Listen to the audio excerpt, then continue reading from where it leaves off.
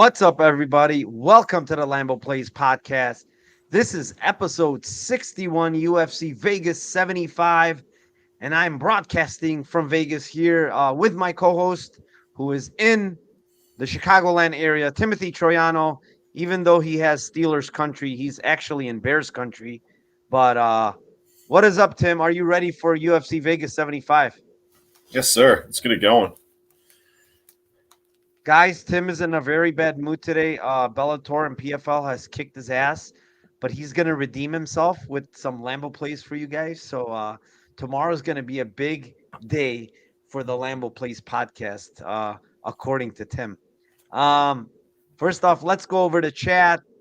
Ice Viking, what is up, my man? Daz Files, Traps is in the house. Mushroom MMA, what is up? Sean Gone. Who else we got here? Man, we don't have a lot of people in here today. Saint Stephen, thank you very much. I appreciate it. Fresh Gambles. Uh, who else is Evelyn Stone? How you doing? Thank you for joining us. Alan Orante, thank you for joining. 20 Rick, let's fucking go, bro. 20 of you so far in here. Hopefully this number creeps up here. As I'm just doing this show for you guys, man. I'm out here in Vegas grinding my ass off in poker.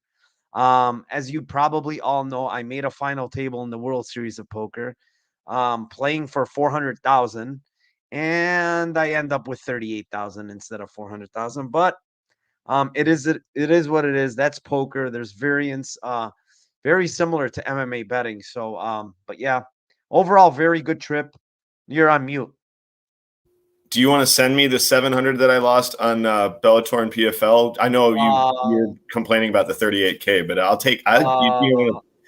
Hey, but I just listened to you and you tell me greed is good. So it is. It is. Now all of a sudden, greed is not good. No, it's very good. Stay greedy.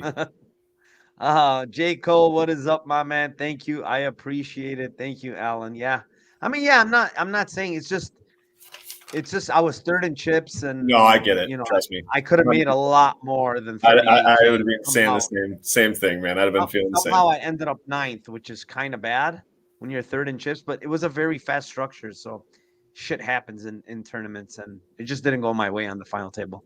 But with that being said, let's start it off here, Tim. We got 12 fights, 2 have fell off. Felipe Bunes fight off, Miles Johns fight, and Hani Barcelo's off. So we'll start with the first fight of the night. It is in the light heavyweight division. It is the 14-5 Modestas Bokauskas versus the 6-1 Zach Powga. What do you have here for your Lambo play, Tim? I mean, I just think this fight's going to be just the ugliest, nastiest kind of fight. I don't think it's going to be very exciting. I think both guys are decisionators. Yeah, I mean, I think that the Powga coming down to this weight class is where he should be at. So I just don't know what to think about the guy. Honestly, I don't know if he's got a chin problem or not. He just doesn't. I mean, not finishing Williams is pretty bad, right? I mean, that's it was Williams he fought right last fight. Yeah, it's just really bad. So I mean, I just think both could have their moments, and it's going to be really ugly. So just the classic end split. I'd lean Powga maybe having a split decision here. He's 11-1, but end split is plus 450. Yeah, for me it's a dog or pass, but I'm going to probably be passing on this fight. Yeah, I mean, I agree with almost everything you said. However, it just doesn't feel right when I see a guy like Bokauskas being like minus 2xx next to his name. Like, it just honestly doesn't feel right. And, he looked decent last fight against a guy that absolutely gasses after round 1. So what does that tell us really? Like, yeah, he won a decision against Tyson Pedro, but Tyson Pedro gasses, man. After round 1, he's like done. And the same shit happened in this fight. Like, he completely gassed, and Bokauskas kind of took over. 2 fights before that, a guy in Chuck Campbell, like, he's going 4 rounds with this guy looking like absolute dog shit before he finishes him. Zach Powga, not a great look last time out, right? He didn't look very good against Jordan Wright. However, the one thing I think he does that's might work here a little is cage push. Cage push. He's pretty good in a clinch. He throws a lot of good elbows. He opened up right with elbows in that fight. I mean, he was busted open pretty bad. Um, He's probably going to be the better grappler, but this guy fought at heavyweight where he shouldn't have fought at. He got knocked out. So that's a little bit of a concern. However, um, his decision prop is very interesting. Bokauskas is pretty durable. I don't think Zach Powga is the biggest hitter. And decision, is sitting there plus 350. There's 350 on Bet 365 and 310 on Bet Rivers.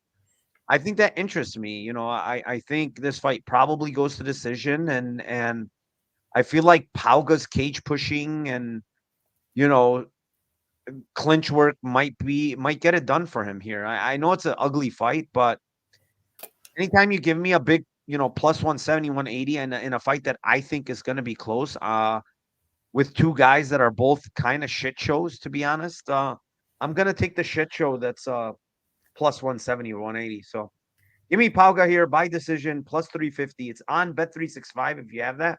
Otherwise, it's like plus 310, 320 area. Yeah, I like that as well. Yeah, and split is good too. I think it probably goes split. Fight number 2, it is in the bantamweight division. It is the 8-2 Ronnie Lawrence versus the 9-1 Daniel Argetta. So on this one here, I kind of feel like this is going to be a resurgence for Ronnie Lawrence. I don't think Daniel Argetta is bad. I think he has good wrestling. He looks strong. Shows good cardio, right? He has pretty good cardio. But, and this is a big but here, Tim, he's moving back down to 35. And this guy is really muscular for 35. I think it's kind of a tough weight cut for this guy to make 35, in my opinion. I know he's short, but he's so damn stocky. Ronnie Lawrence coming off his worst performance probably in his career to a loss to, a guy that's very, very good in Said Yaqub, who's not in the UFC anymore. But the one thing that he mentioned in his interview, and he said he has this last 2 fights, he's had this thing pop up like a big pimple in his face. And both times he thought it was like from shaving, and then the ingrown hair became a big pimple. Then he went to a doctor, and the doctor told him, "Oh no, you got some kind of weird infection that fucks with your with your system." And he said after the first exchange with Said Yaqub, he was already tired. So he said he fixed that problem, took the medicine, whatever. He's feeling the best he's ever felt prior to, these last 2 fights. I do believe him because he even talked about the fight that he won. So I think he pushes a crazy pace here, like usual. And I think he breaks this guy round 2, round 3, man. Round 2, Ronnie Lawrence is plus 1,000. And then round 3 is 1,600. I like Ronnie in this spot. I think he wins this fight. I'm hesitant to lay minus 200, 190 just because of this. Maybe there's still some concerns. But round 2, round 3 for me here. If it's the old Ronnie Lawrence and it's the 135-pound Daniel Argetta, I think he might break him late here, man. What do you have here? Yeah, we're on the same one on this one. I agree with you. I just think that Saeed's just a different fucking beast, man, especially in those, just when he gets off his game wrestling wise, you're cooked a lot of times. You have to be really elite to withstand that or catch him. So yeah, I thought that was just an unbelievable fight from Kakramanov there. Before I said Jordan Williams, I meant Jordan Wright on that last fight. I always mess those two guys up. I was thinking about that. Yeah, so I think that this fight is the same thing, man. I think that Ronnie Lawrence here is, going to get another fight where he's going to have a grappler that just doesn't have. I don't think he has neither the wrestling or the striking.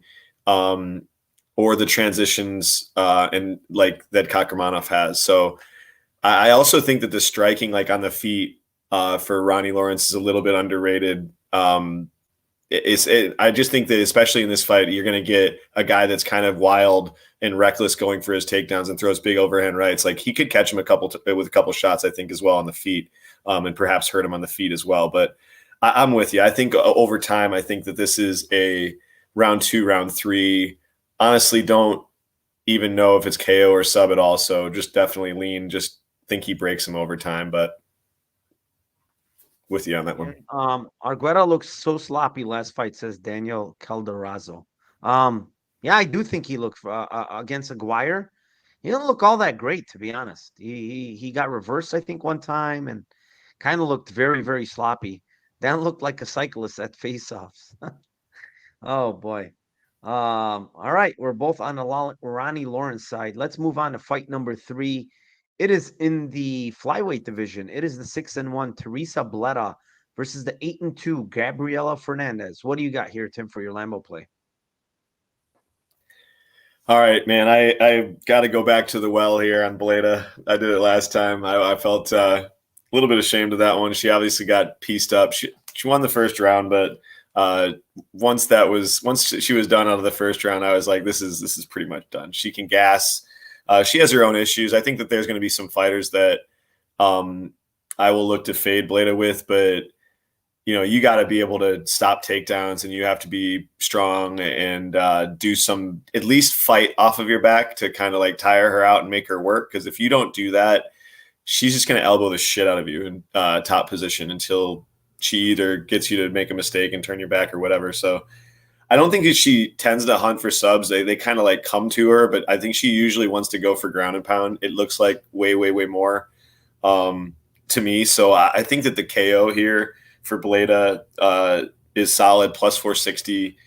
KO1 is 10-1. KO2 is 18-1. I think those are both good. I just think that she gasses. So I'm concerned that if she doesn't finish her in round 1 or round 2, like I might be interested in a live bet on Fernandez because I don't know.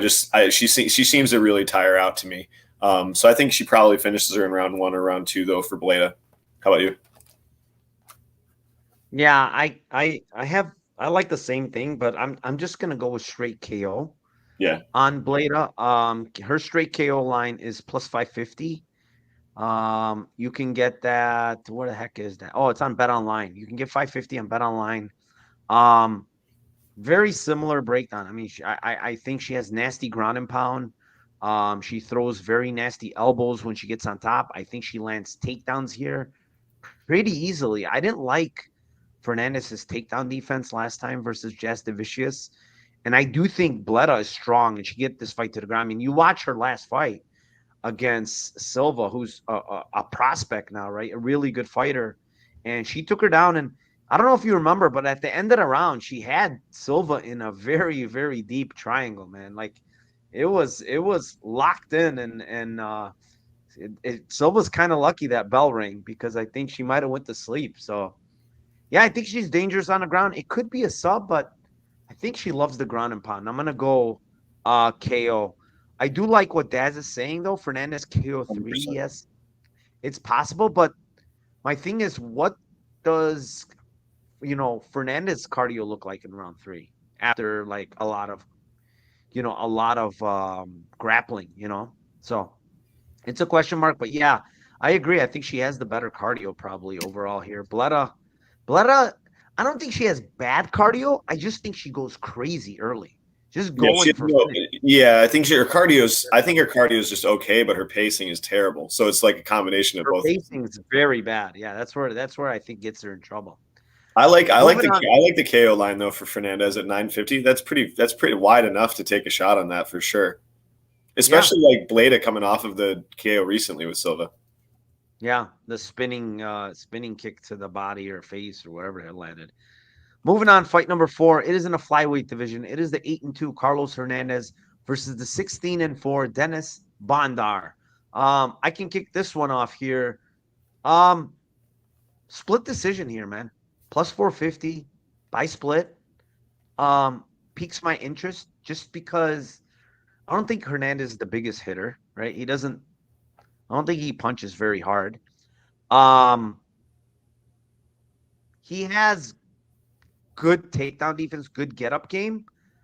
I don't think people should put too much into account the last fight. Nascimento is just a house, man.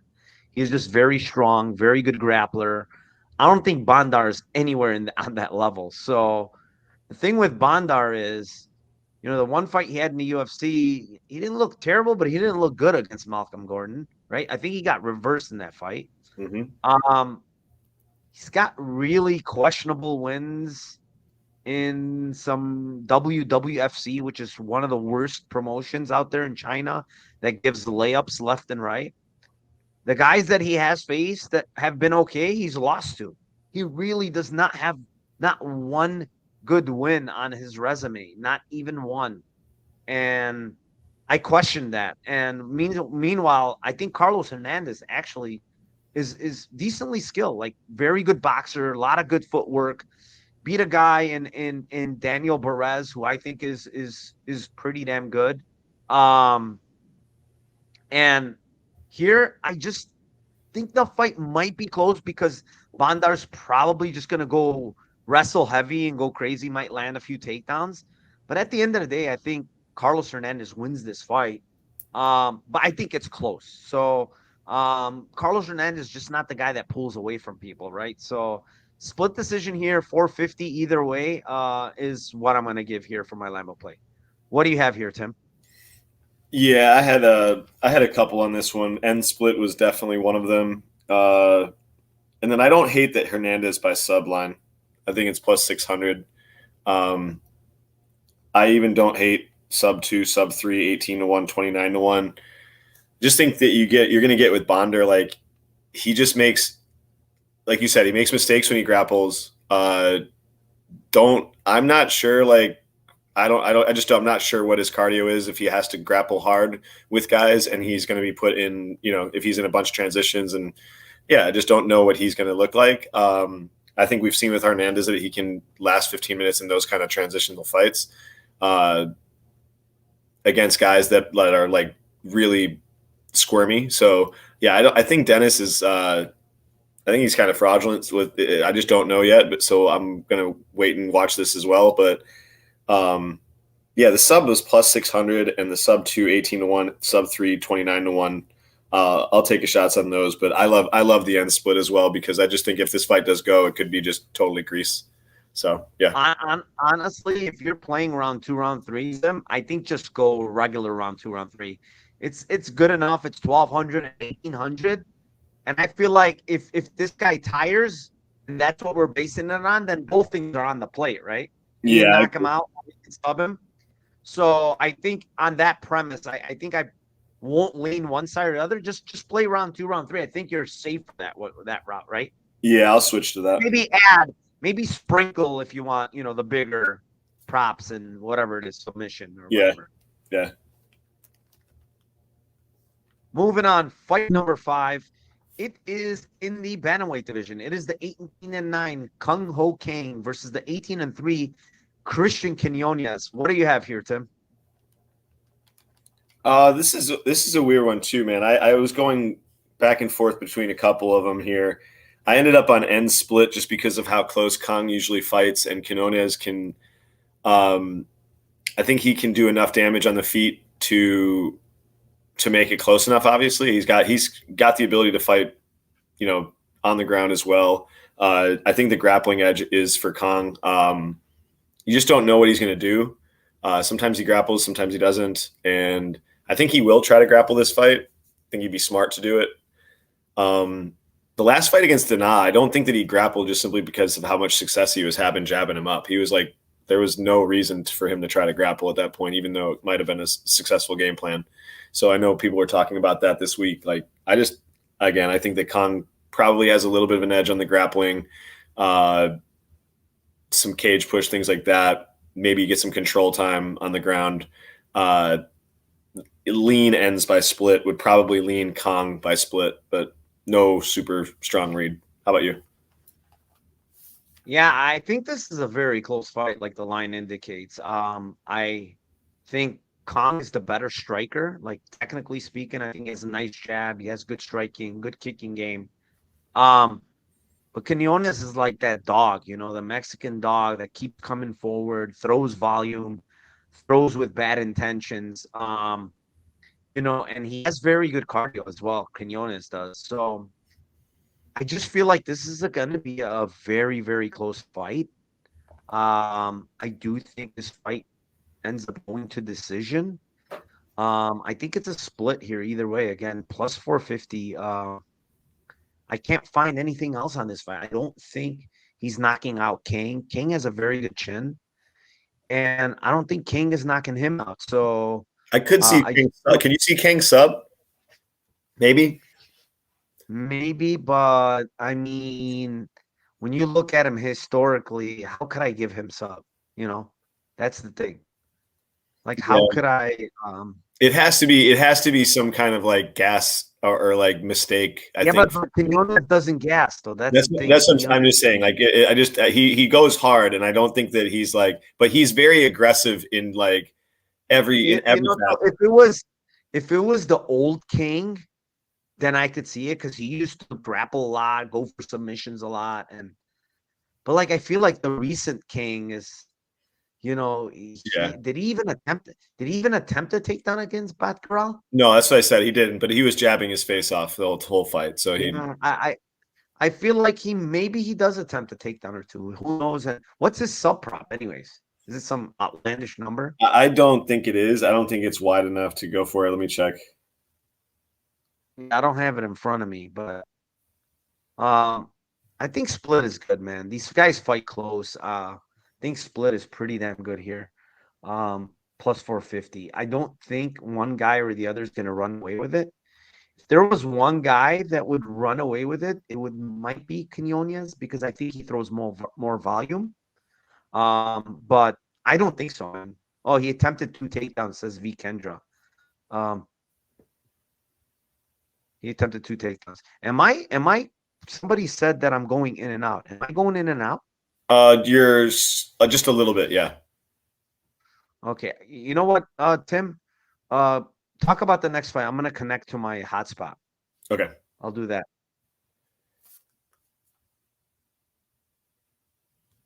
All right, so we got the Jimmy Flick versus Alessandro Costa fight. This fight is interesting. Any fight with Jimmy Flick is going to be interesting for about 7 minutes, in my opinion. So Flick is, I don't know. He just doesn't seem like he wants to be in there. If he doesn't get some meme sub takedown by just miraculous takedown here, I don't think he's got great wrestling. Yeah, in this fight, give me Costa KO 1 is plus 250. A little bit of a used Lambo. KO 2, just in case Jimmy Flick can last till the second round, which he probably won't. But if he does, plus 550, that's more in the Lambo region where you guys are used to. Again, Flick tried to retire earlier. Don't think that he's really into the fight game. So I think he's just cashing some checks and trying to put that towards his retirement fund. But Narco, you there? Or you coming back? Nope, he's lost.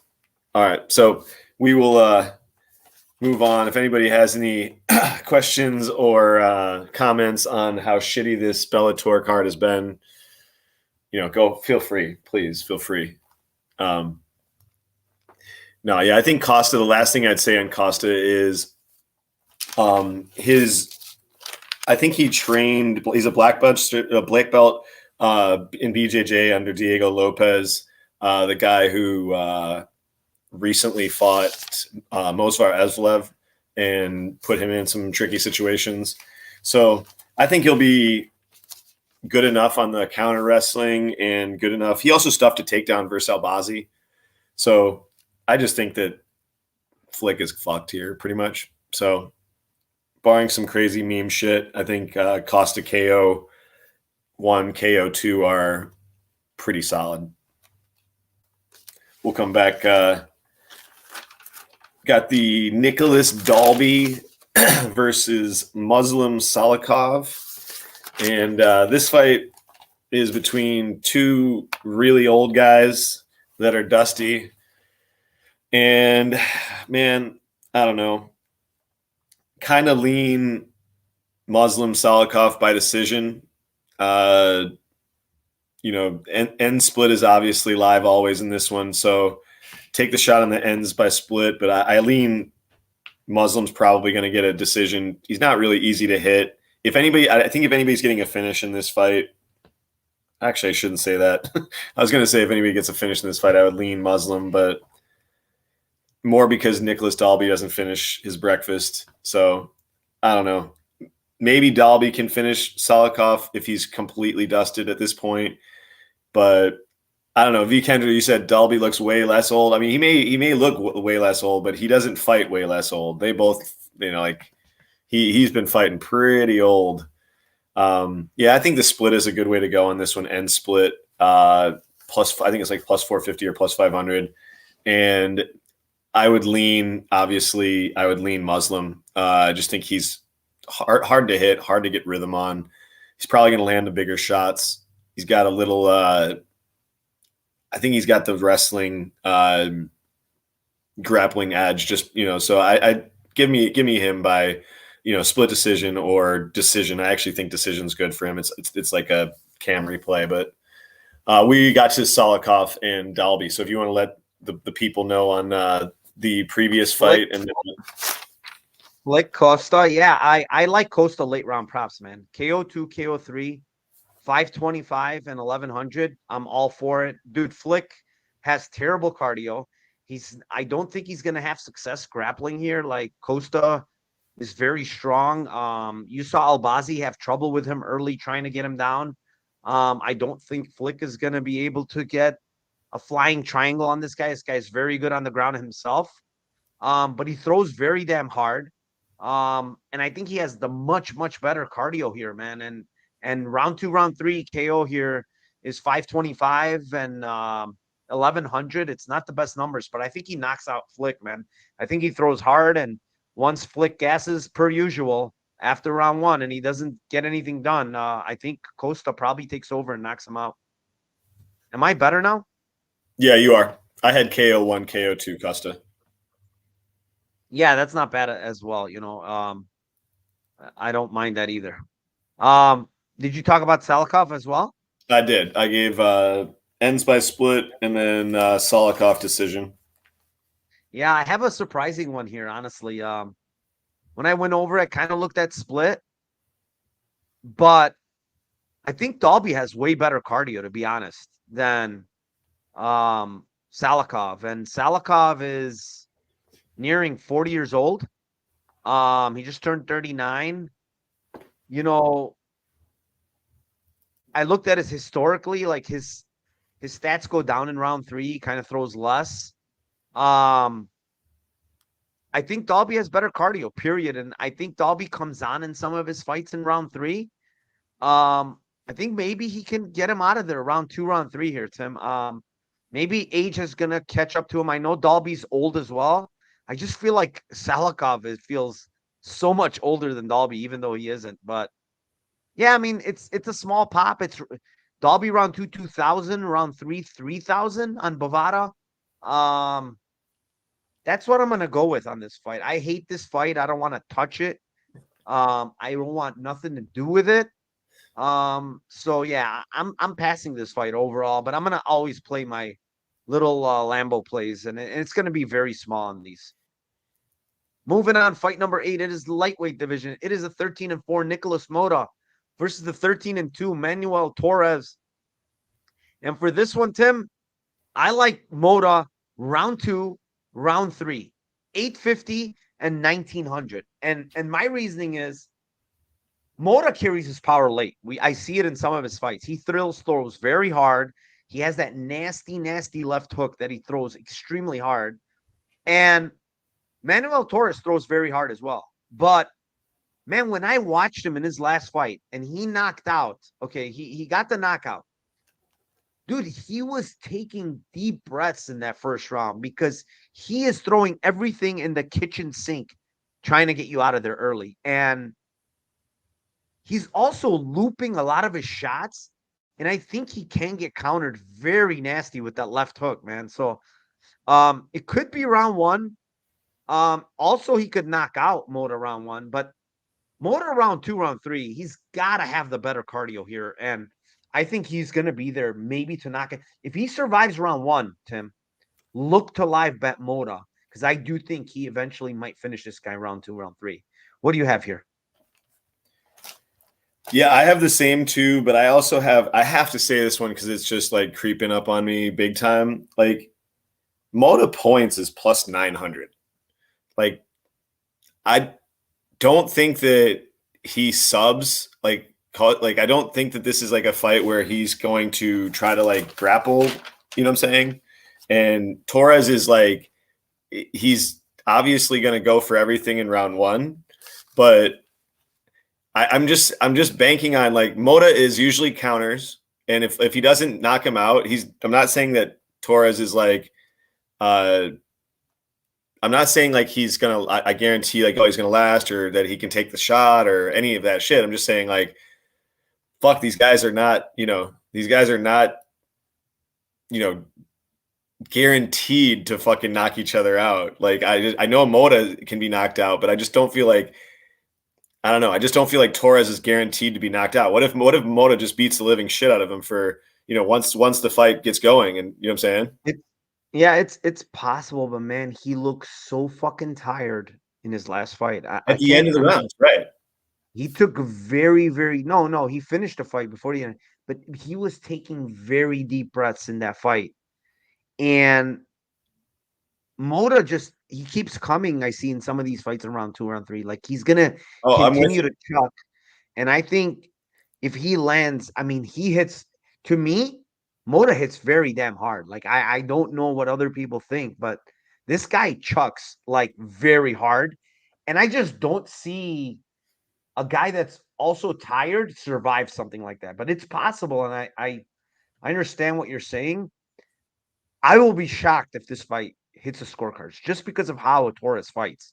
Like Torres comes to kill you, or he's probably going to get killed. It's kind of like that. It's kind of like that bet I lost in PFL today, where the Japanese chick, like, exactly, Kendra, like, dude, what if he's just totally Mexican durability, and then Moda? It's possible. It's totally possible. He's gassed as shit, and he looks like just total ass. But he lives and survives, and 900 is like plus 900. It's like, goddamn, like there's no way.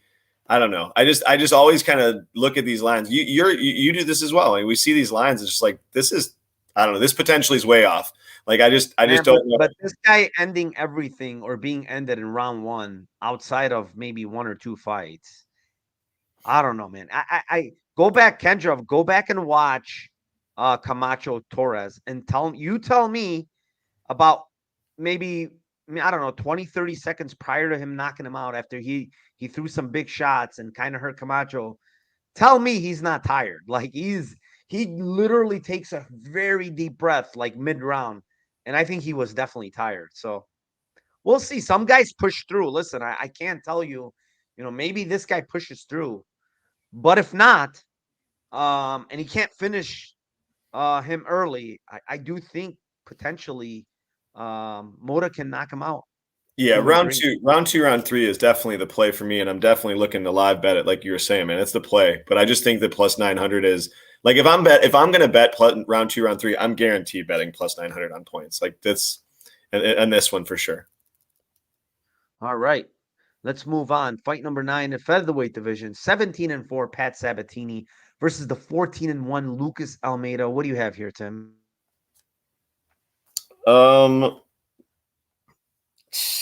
Man, this fight's pretty binary. I like Pat by sub, I guess. I don't like it a lot at all. He could get KO'd in this fight pretty easily. He just does not seem to be reacting to getting hit well. He also, I don't like this bet because I'm going to tell you all the reasons you shouldn't bet this bet that I'm telling you on the show. Reason I also don't like this bet is because Pat Sabatini will hold half guard and just hold somebody's arm and do nothing for an extremely long time and win the fight by decision. So Do I think he can get cage push here if he doesn't get knocked out and get a takedown? I feel like he can. And just depending on what Almeida does, I just don't feel like Almeida is going to be lay on my back and not do anything. I think he'll try to get up. I think he'll try to make him, and I think he'll make a mistake eventually. So sub is plus 240, sub 1, sub 2 is plus 550, plus 900. I'll go those routes. Not a ton of confidence. Yeah, I'm on the opposite side. I like Almeida, man. I like this guy. I think he's very tough. He's very durable. He's got very fucking good cardio for a guy that throws everything into his shots. Like this guy really throws everything into his shots with bad intentions. He carries his power very late, man, and you could see it. Like he absolutely puts it on you in round 3, and he's got a round 5 finish, Tim. He's got a round 3 finish. He's got another round 3 finish. Like this guy has a lot of late finishes, and I think he's improving as well. He's a black belt in jiu-jitsu now. I don't know what kind of black belt in jiu-jitsu he is. There's black belts and there's black belts. I'm pretty sure Sabatini is better on the ground, but I do think he's going to work to get back up. And on the feet, man, did you see the size difference on these two guys? Humongous. Oh my goodness. He absolutely might kill Sabatini on the feet. And he should. His KO is plus 350. I got it earlier at plus 420 in the week. I think he's going to knock out Sabatini, man. For as long as this is standing, and every chance that he gets while this is standing, he might absolutely put Sabatini to sleep because he hits extremely hard, man. And his takedown defense, not the best, but not the worst. But I do like that he keeps working and trying to get up. He's not going to just sit there. So, yeah, we'll see. I mean, it could be one of those lay and pray situations. But honestly, if Sabatini lays and prays, I don't know, man. This guy probably throws elbows and shit from bottom. Like, he's not going to just sit there. So, yeah, I like the Almeida side here.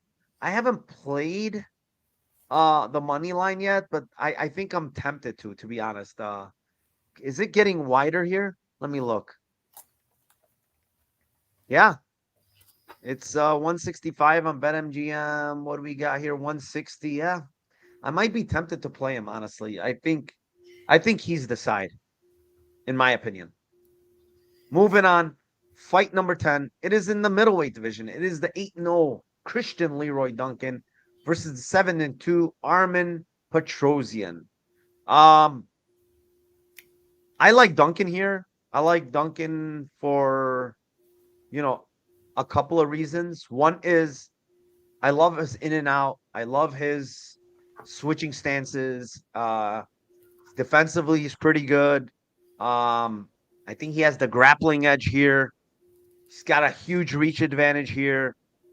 Guy's a good fighter, man. I mean, I know people keep trying to say, oh, well, when is the time to fade this guy? But I really don't think it's time to fade this guy. This guy is pretty damn good, in my opinion.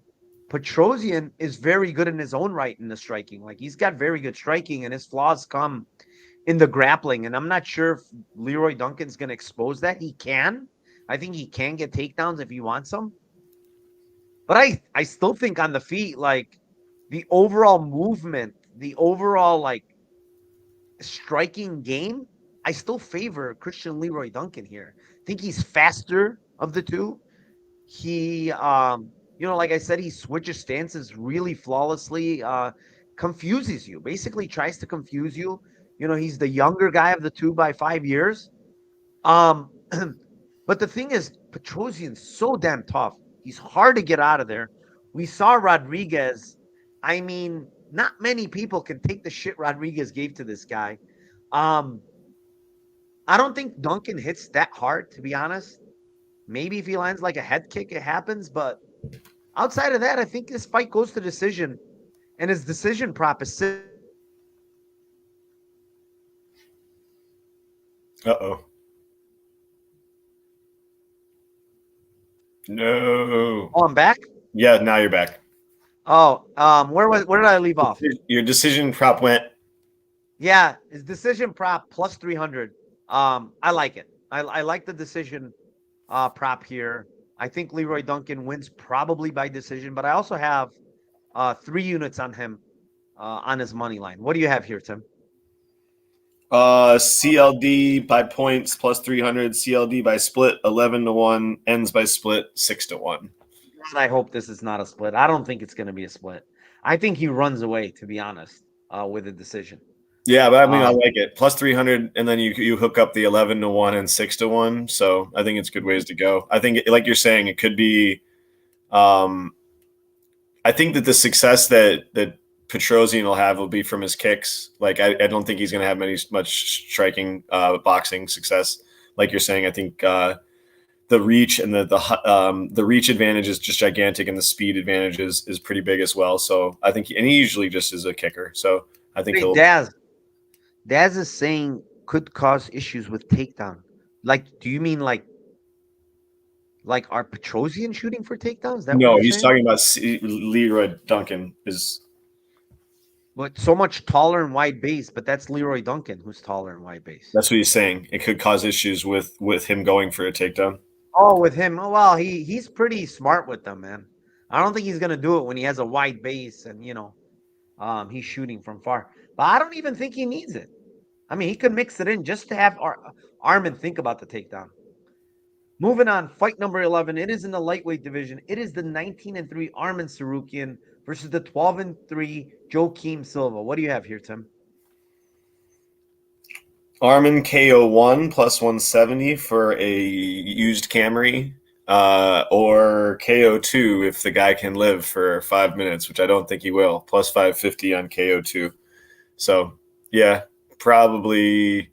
I mean, if Armin tries to take him down and show everybody that he can sub a guy that's got sub, like BJJ in his name, then that's fine. But like, I don't know. I think he's going to KO him. I think that this difference on the feet is drastic. He's probably got value at minus 1,000. But the thing is, isn't Armin gonna he's gonna wrestle? Let's not kid ourselves. He might not. He might stand and just He might stand and just beat the shit out of him on the feet. He's not that good of a technical striker, in my opinion. Like he can't piece anybody up. He has got a good kicks, but what's he gonna piece up? Like he doesn't have great hands. He can't piece up anybody. So okay, can he kick him and hurt him? Maybe, but I don't know, man. He's going to go to his bread and butter. Armin always grapples. He always grapples. Didn't he grapple against that Alvarez guy, the tall jiu-jitsu dude?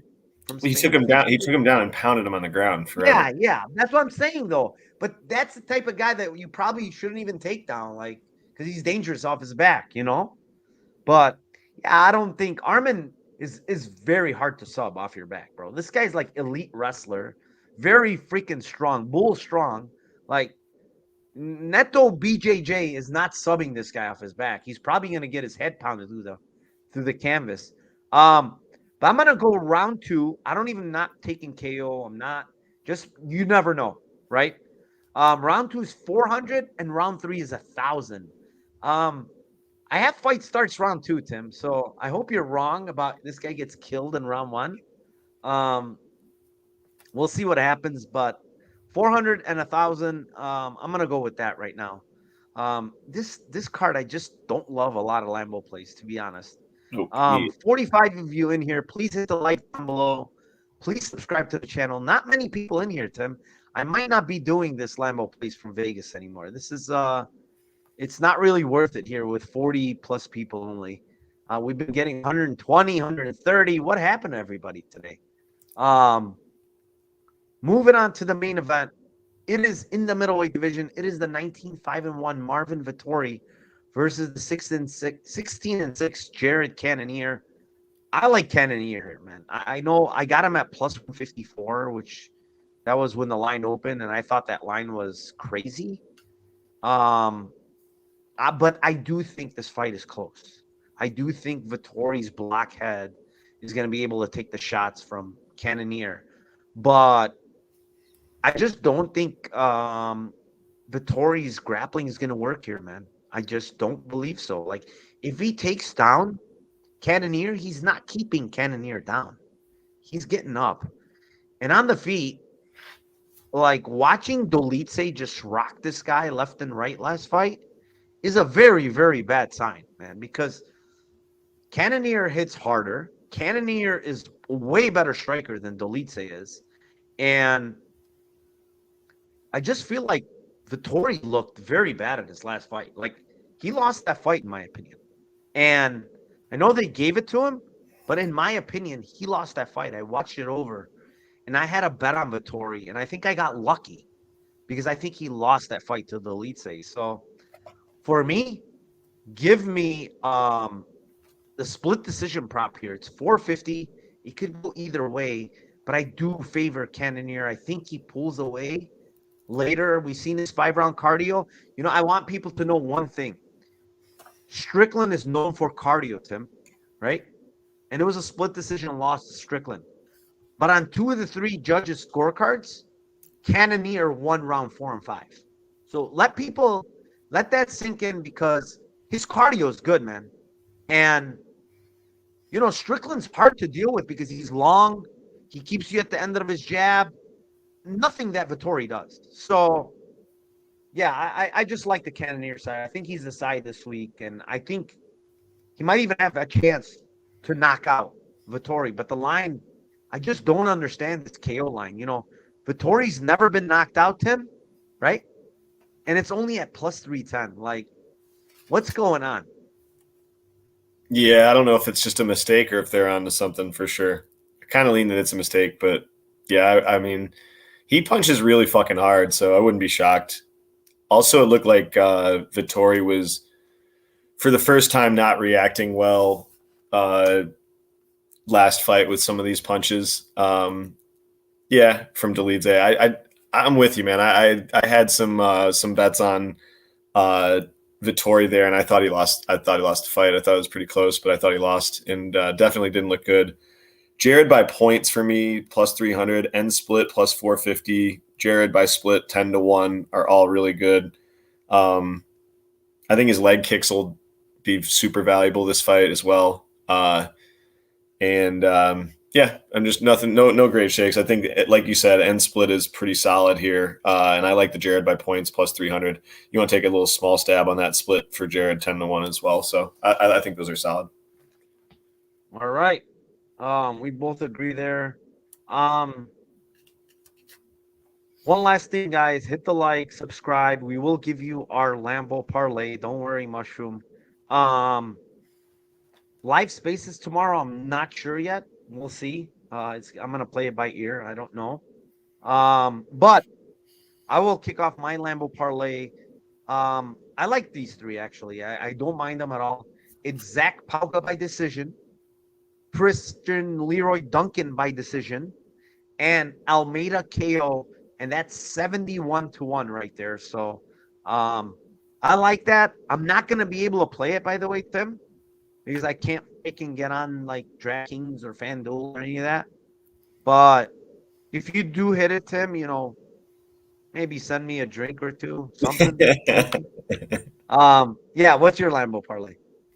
I like that one for you, man. I think that's pretty solid.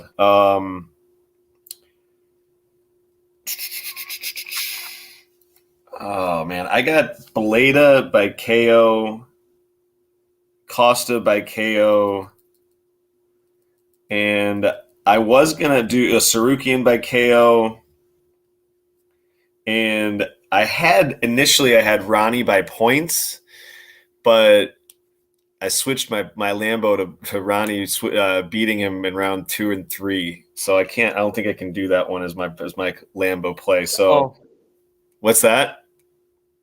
I said, uh-oh. I'll leave it. I mean, I think it. I don't know, man. What do you think? I don't think it's. I'll give you the choice on that one, man. I got What is it? I'm going against one of my Lambo plays. Like, I actually think that Ronnie could win by decision. And not stick to it. Yeah, I'm gonna stick with it. Because Argetta is tough. I'm gonna stick. I'll go Ronnie by points, Bleda by KO, Costa by KO, Tsarukyan by KO is 41-1. There you go. Mr. Jingle says bet MGM. Yeah, but I can't bet on it anymore. They limited me to 0. So I moved all my money out of bet MGM. They suck. But yeah, guys, thank you very, very much. Hit the like on the way out. Subscribe to the channel, please, if you haven't. Timothy, what do you got going on? Tell them where they can find you and where they can DM you. Got a show tomorrow with Sean Orr for Spaces on Twitter at 1 Central Standard Time. And then I will be, if you're doing a live space tomorrow, I'll be on there with you. Other than that, I will be just chilling, waiting for next week. Yeah. Might be on live spaces. We'll see how the tournament goes. But thanks for joining, everybody. We really appreciate you guys. And then one last thing, like I usually say, let's fucking cash those tickets for UFC Vegas 75. Take care. Have a good evening and enjoy the fight card tomorrow.